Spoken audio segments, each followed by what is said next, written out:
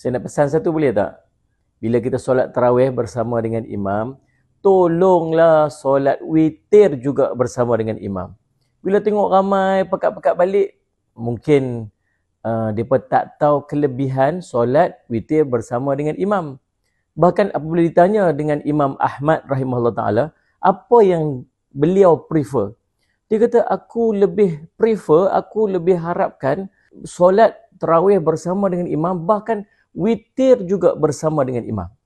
Sebab ada sebuah hadis Nabi SAW, kata Nabi SAW, man qama ma'al imam hatta sarifa, husiba lahu qiyamu laylatin. Barang siapa yang solat bersama dengan imam sampai selesai, maka akan ditulis baginya ganjaran seperti mana dia berqiyamul seluruh malam.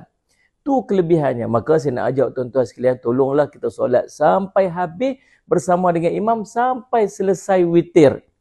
Mudah-mudahan kita dapat kelebihan sebagaimana yang dijanjikan oleh Nabi SAW. Dan tolong bagi tahu kat kawan-kawan lain sama, jangan kita pulun seorang-seorang. Tolong share video ni bagi kat kawan-kawan yang lain, supaya mereka juga dapat beramal untuk solat witir bersama dengan imam.